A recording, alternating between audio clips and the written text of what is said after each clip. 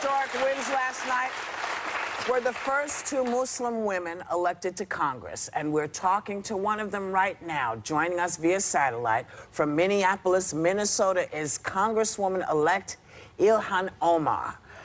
Happy win to you. Congratulations on your first gigantic win. You are the first Somali American ever elected. So, how you feeling this morning? Good morning, Whoopi, and the rest of you. I feel really happy, very excited and honored to have the opportunity to represent my people, the people of the 5th, in Congress soon. Congresswoman-elect, congratulations from everyone at this table. You have a really interesting story to tell as well. You came to this country as an immigrant at the age of 12. You didn't speak any English. What message of hope about last night, about your victory, do you hope to send to everyone this morning?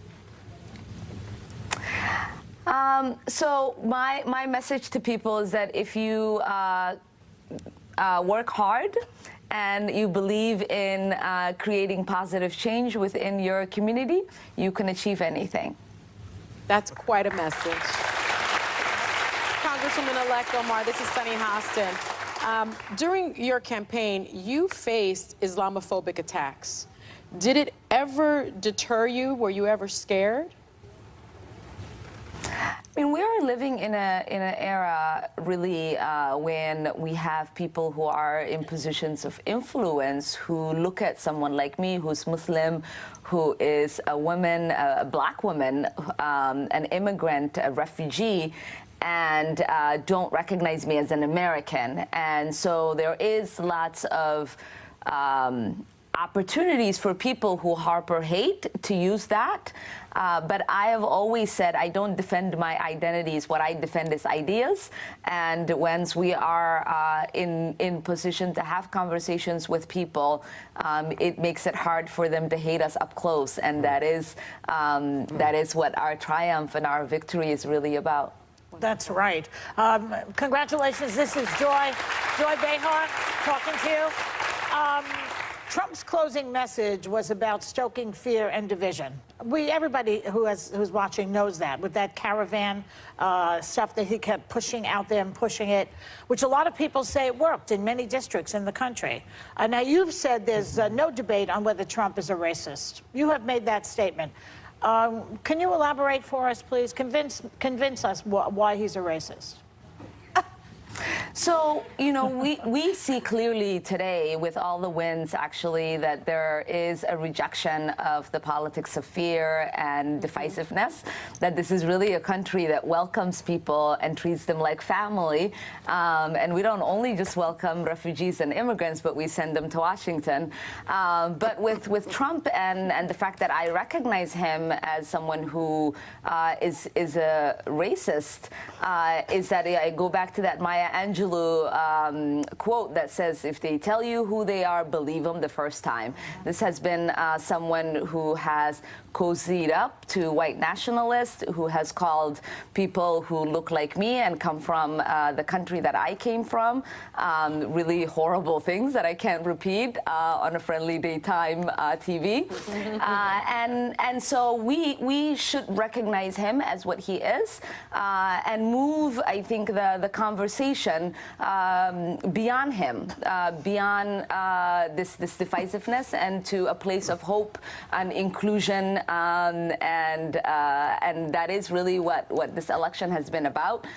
We have seen here in Minnesota a lot of the folks who were running on his politics lost. We've had a really great night and a great morning because we decided to use the politics of joy and vote with our warm hearts, even though it's a cold state.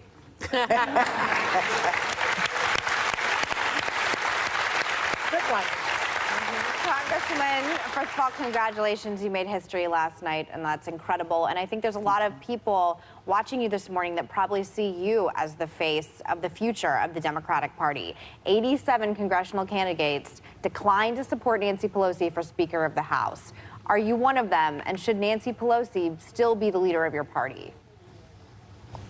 So Nancy really has been someone that I have admired, that I know to be someone who works really hard. And I think there's a really amazing cohort of young, bold, progressive members of our caucus who are going to come together to have a discussion about the direction of the Democratic Party. And I look forward to being part of that conversation and deciding really who is a fit to lead our party and the agenda that we want to accomplish for the American people. Is it fair for me to say you're not completely sold on her remaining the leader? I am currently really thinking about what it really means for us to accomplish what we campaigned on. Last night at our DFL rally at the Democratic headquarters, I said we made lots of promises. We've invited people to participate in our democracy. And for the next 2 years, 4 years, 6 years, we have to get to work in delivering that for them. And so I am open to having conversation with people who I think might be able to help us move that agenda. Congratulations again. Yes, and thank you, Congresswoman-elect Ilhan Omar. We will be right back. We're going to be watching you, girl. Congratulations. Terrific.